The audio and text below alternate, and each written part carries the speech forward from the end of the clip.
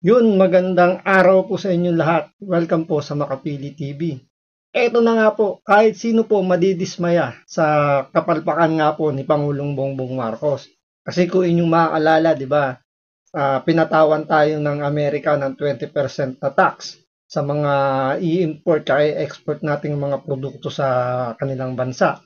So yung dating 20%, medyo malaki yun. Ngayon, kinailangan pumunta ni Bongbong Marcos sa Amerika para kausapin si Donald Trump para kahit paano man lang maibaba ng at least, di ba, yung makakuha tayo ng medyo malaki-laking discount para nga yung mga negosyante natin dito sa Pilipinas hindi masyadong masaktan dun sa ipapataw na buwis nga ng Amerika.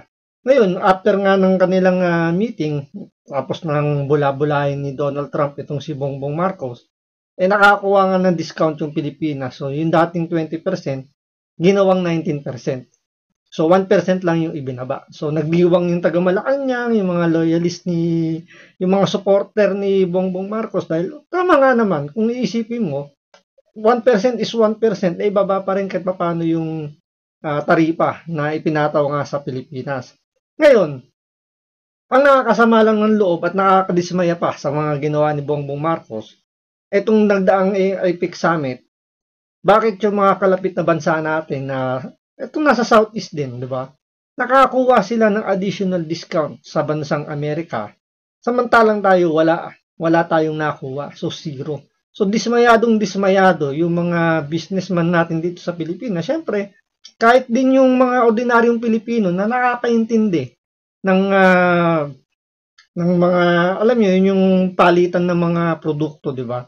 So, yung pagbabayad ng tax, kung makakuha ka nga naman ng discount na malaki dyan, so malaki yung may papasok mo, kumbaga mas malaki yung kikitain mo kung mas mababa yung tax na makukuha mo.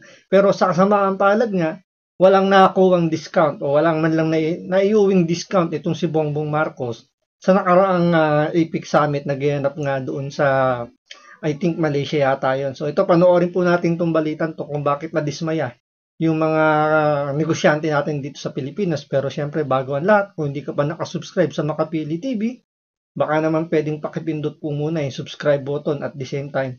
Palike na rin po ng video, wala naman pong bayad dyan. Kaya, pindot na. So ito, panoorin po natin.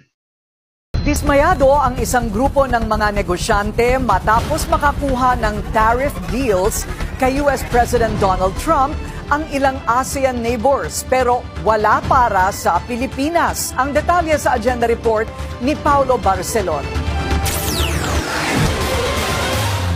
Disappointed ang liderato ng Philippine Chamber of Commerce and Industry matapos makuha ng Thailand, Malaysia at Cambodia ang mga malalaking tariff deal mula sa Estados Unidos. Kabilang dito.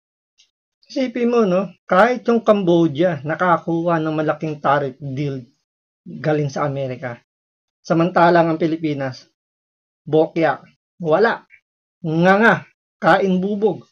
So, kawawa yung mga negosyante natin kasi kahit paano, mababawasan talaga yung kita nila.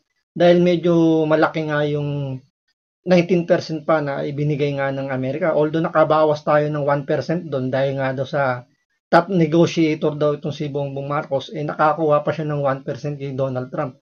So, pinangahawakan nila yung tagumpay daw na yun. Pero, in reality, dismayado yung mga businessman natin kasi imbis na makabawas pa tayo ng tax, wala tayong nakuha. Pero yung mga kapitbahay natin sa Southeast Asia, especially yung Cambodia, nakakuha. Tayo, anong nangyari? Bakit hindi binigyan ng Amerika?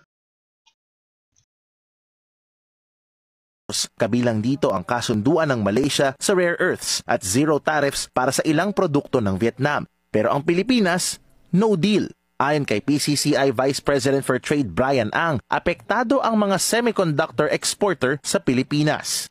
Very, very depressed na sila. They were hoping na because over 50% of our exports are from semiconductors, no? So, very depressed sila na wala pa rin lumalabas na positive feedback on this sectoral tariff. We are shocked that this news came out. We were expecting a little bit of good news na because we have been negotiating for at least sectoral tariff relief when it comes to our semiconductor industry. What's happening is the total opposite.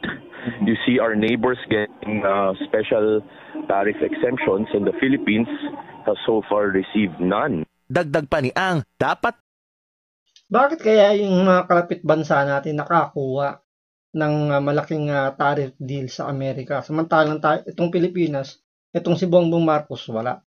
Dahil siyempre, alam ng Amerika na walang alam tong si Bongbong Marcos. Binola-bola lang to ni Donald Trump na top negotiator daw tong kumag na tong presidente natin. Pero in reality, hindi naman naiintindihan ni Bongbong Marcos yan at wala siyang pakialam dyan. Ano bang mapapala ni Bongbong Marcos kung bigyan nga naman ng malaking discount ang Pilipinas? Hindi naman siya yung, kumbaga wala naman siyang negosyong tatamaan dito dahil hindi naman niya kailangan ng pera dahil bilyon-bilyon na ang nawawala sa kaban ng Pilipinas dahil sa flood control project scam na yan. 'Di ba? Bakit bibigyan din ng Amerika at ng ibang bansa na mag-invest dito sa Pilipinas? Kung alam nila yung korupsyon sa Pilipinas, garapalan na sa pamumuno ni Bongbong Marcos. So, siyempre, imbis na kumita siguro yung mga foreign investor sa Pilipinas, kung gusto nila mag-invest dito, baka wala rin silang kitain, mapunta lang sa korupsyon. Siyempre, once na nag-invest sila rito, siyempre, may mga babayaran pa rin naman sila mga tax, di ba? Siyempre, mga business permit, mga ganyan. Pero kung ganito nangyayari, at alam naman nila na talagang garapalan yung korupsyon sa Pilipinas, hindi talaga magbibigay ng discount itong si Donald Trump, yung Amerika. Talagang ilulubog tayo. Pero siyempre, bubulahin lang yan ni Donald Trump at alam naman niyang paniwalain itong si Bongbong Marcos, gagawa na lang ng dahilan si Bongbong Marcos para pagtakpan yung kapalpakan niya na walang nakuha ang Pilipinas na tariff guild dito sa Amerika. Ang dapat tumingin ng pamahalaan sa mga posibleng kapalit o konsesyon mula sa Washington tulad ng pagtiyak na mananatili sa Pilipinas ang mga call center operations sa gitna ng mga debate sa US Congress tungkol sa Keep Call Centers Bill na maaring makaapekto sa IT BPM industry ng bansa. Ang hinihingi natin, semiconductor tariff, BPO, malaki ba yun? Di ba? Hindi naman kalakihan yun. Ayan naman, Hindi talaga kalakihan kay Bongbong Marcos yun. Wala namang alam nga si Bongbong Marcos dyan. Kasi tanungin mo bakit nagkakanto yung Pilipinas sa korupsyon. Ang sagot niya, hindi niya alam. Bakit umabot sa punto ng ganito yung korupsyon sa Pilipinas? So, tatanungin niyo pa tungkol sa pagninegosyo. Wala nga alam sa pagpapatakbo ng Pilipinas. Nung ine-expect natin sa presidente na aalamin niya yan.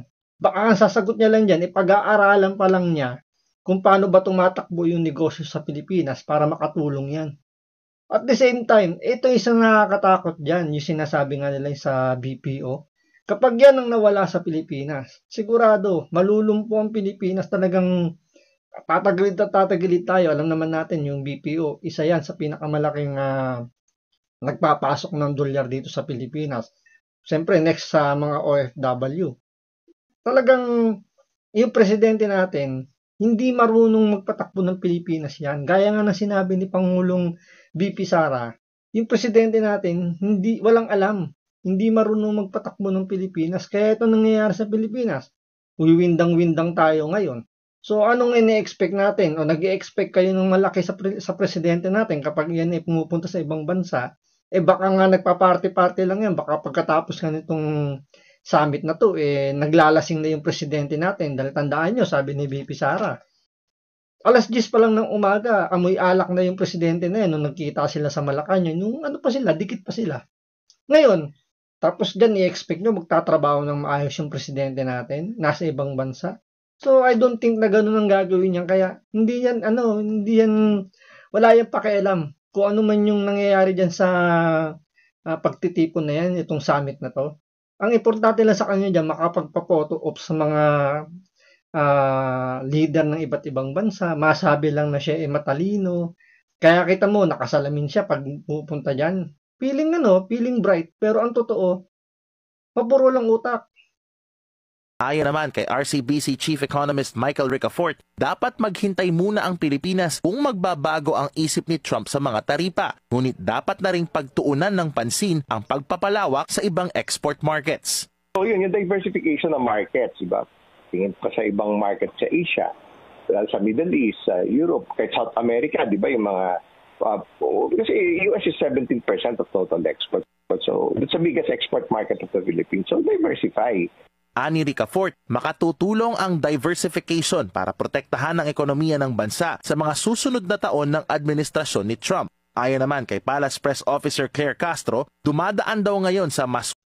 Ito na. Pagtatanggol na ni Manang Claire itong si Bongbong Marcos. Siyempre, hindi kayang sagutin ni Bongbong Marcos. Yung atakdog niya, yung sasagot sa mga nangyayari. Baka kasi ito, paano, may abogado, may konting alam kung paano kung paano lulusutan itong kapalpakan ni Bongbong Marcos. So ito yung kanyang paliwanag diyan. Ngayon sa masusing negosasyon ang Pilipinas at Amerika, lalo na para sa sektor ng serbisyo at agrikultura, bagay na hindi raw dapat madaliin. Mapa-deal or no deal man with the Trump administration, pananaw ng mga eksperto, dapat nang humanap ng alternatibong merkado para sa mga produkto at serbisyong Pilipino. Pananaw nila, the more economic choices na mayroon ng Pilipinas, the less chance na maapektuhan ito ng policy shocks, lalo na pagdating sa pandaigdigang kalakalan. Para sa agenda. Yan yung sinasabi nga nila na kailangan independent foreign policy tayo na alam niyo yung friends to all, enemy to none.